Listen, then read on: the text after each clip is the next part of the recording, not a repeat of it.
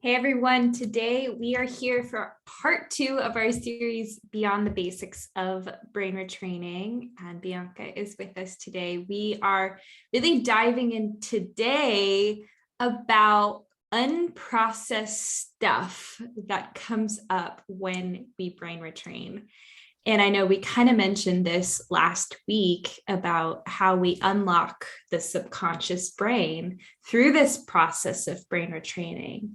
But this week alone, I've worked with a couple private clients who were talking about some of these overused old pathways that get brought up, some of these unprocessed emotions that they experience as a result of brain retraining. And it can feel frustrating or confusing, or even like you can get kind of angry about it because you're like, I've done all this work, right? I've brain retrained. Why is this coming up now? So very, very interesting stuff. Bianca, do you want to speak to maybe how this has even impacted your life in the process of brain retraining? Yeah, I think I'm trying to think of an exact example that might have come up during my brain retraining or like the earlier phases. I feel it can be very frustrating, like you're saying, because you start brain retraining, you probably start making a bit of progress, and then you're like, what's this? Why do I have to make decisions around this? Or why do I have to deal with this right now? Yeah. And there's a lot of things that have come up for me from deaths of friends and family that I hadn't processed. There's things from past sexual experiences that I hadn't processed. There's so many different things that have come up. There's things within friendships that have come up as well. And I think it's just about, yes, those things come up, and all the belief systems that come up, which is what we want to talk about today. The emotions and the beliefs come up. And it's just the same as your regular brain retraining. It's like, just take it one step at a time if you can. I know sometimes it feels like the floodgates open and you're like, whoa, like an avalanche. But I guess being able to take some space is really powerful in those times where things come up. I also find, like, me being trained in laughter and just the way I operate these days is quite often it's very easy for me to suddenly realize some belief that's been holding me back or keeping me thinking a certain way or acting a certain way or showing up a certain way in life. And I just laugh, like, straight away. Like, I don't really go, oh no, like, what's that done to me? Or I can't believe this is here. I just go, oh, that's hilarious. Like, I can't believe I've been thinking that for so long. So again, maybe not the typical response that most people have. Yeah. Well, I love how you brought that up, because it is something that you talk about in our program Elevate, of like, even so you can do it acutely, meaning an acute situation happens. And I think about this with kind of life events that happen, maybe not to you, but happen around you, right? Like two people are fighting at the dinner table or something like that. And almost like, using those tools that you talk about, and like even excusing yourself and being able to go and laugh about that situation. When, yeah, like, and not to belittle the situation or say that, like that wasn't serious, but is it, right? Like, you can question that, like, what can I find almost like funny about this situation? But even that vocal expulsion of laughter can diminish the impact that it has on the nervous system. And so you can decrease that impact in the moment. And then you can also do it, retroactively, which is typically what we have to do with some of those more solidified old beliefs. Yeah, definitely. And I think the beliefs also come in where, like we spoke about last week, I'm big on identity. So people who've done Elevate already know that. But our identity and the way we define ourselves, a lot of the beliefs around that and who we are and what we're capable of really come to the surface in brain retraining too, because it's like, you know, you might have believed what that practitioner told you, that you'd be stuck with this forever, and now you're not. And maybe you're not prepared for that. It's kind of like, almost reminds me of empty nest syndrome, when people are parents for so long and they're caring for the kids, and then suddenly they're like, what do I do with my life now? Like, the kids are gone and I have my freedom back. And it's sort of the same when you're brain retraining and healing. It's like, oh,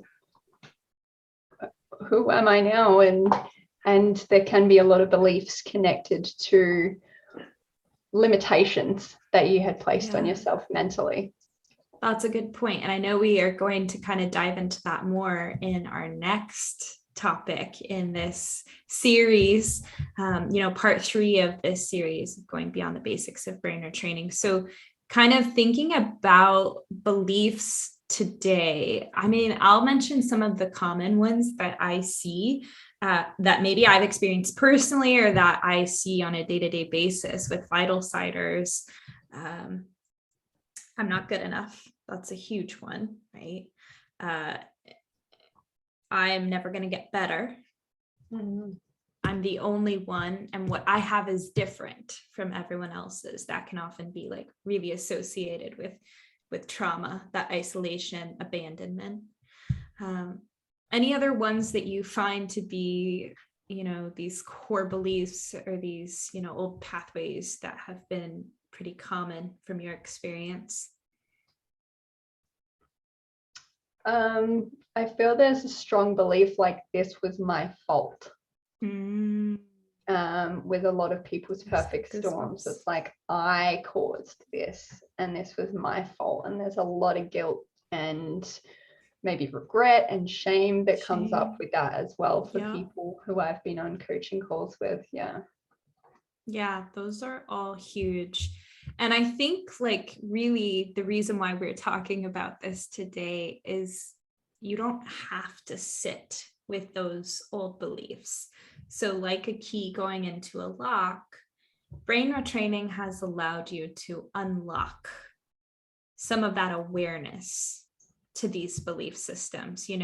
We're using that 5% conscious brain to become aware of that 95% of what makes up these kind of belief systems, that subconscious brain. And wow, that's amazing, right? We have this like insight into that part of our brains when typically we wouldn't have. And if you're feeling like frustrated by it, if you're feeling ashamed or even guilty or something like that, know that you're simply bringing that awareness. It's something that's been there this whole time. And it is something that needs to be unlocked in the process of healing. So for right now, write those beliefs down and have that awareness, but know that we can process them. And that's really what we step into in Elevate Brain Retraining 2.0. And just a reminder, Elevate is helping you take your practice to the next level. What to do with those old beliefs and these subconscious beliefs that have presented themselves, how to process that and reprocess that. And we really help you to kind of dive into the techniques on how to do that. And Bianca, any kind of quick technique or anything you want to share that can help people to understand, like maybe one step into reprocessing some of these old belief systems? And then, sorry, before we even get into that, I just want to mention to y'all, like, it's just so interesting, like our belief systems, it's likely like the guilt and the shame and a lot of these beliefs that you have, they're not yours. They weren't ever yours that started with you. It was likely they were modeled to you, or pressure, like someone put pressure on you to think this way as a kid. And so we talked about the subconscious brain. As we are adults, what we're doing is we're able to use our prefrontal cortex and discern information around us. So some of that goes to our subconscious brains, but a lot of it, we can see a situation and think, no, that's not really for me. I'm able to like look at the logical side of things. But as kids from ages 0 to 8, we're simply soaking up information and it's going to our subconscious brains. We're not able to discern. So it's likely if you have some of these old beliefs, these old pathways that have been formed around guilt or shame or not being good enough, or being, if I'm sick, then I get attention. And if I don't, then I'm abandoned and I don't get paid attention to. That's something that resonates with me that I felt as a kid. And when we have these beliefs, it's likely the first time you experienced them was from 0 to 8. And then experiences throughout your life maybe just emphasized these beliefs. So now that you have this awareness, that's this powerful tool, and you can use that to your advantage. So I just wanted to mention that because I love just learning that. There's so much to learn here, but yeah, back to you about reprocessing tools. Well, there is so much to say there, and I know I'm tempted to get into it, but I'm also like, okay, I'll answer the question. So what you said there was so true. Like, we kind of adopt these beliefs, or we take them on to make meaning from some kind of situation that we've been through so that we can make sense of it, because our brain wants to rationalize and reason and use logic to kind of come to terms with what's happened. Yeah. So one thing that we can do, given that they're not necessarily ours, but it's tricky because they're coming from within us almost automatically, so we treat it as like, oh, but that's me and that's true, is to dissociate with it. And one great way to do that is to kind of parody the belief a little bit. And we do this in Elevate through a process that has several steps that involves laughter, it involves singing, and sometimes you can even give a fun character to that belief or that set of emotions that comes up. You might be like, oh, that's Mr. Downer. I don't know, like that's Mr. Sad Sack or Mrs. Sad Sack or like Mrs. Anger Fireball, or like, I don't know, give it a funny name. And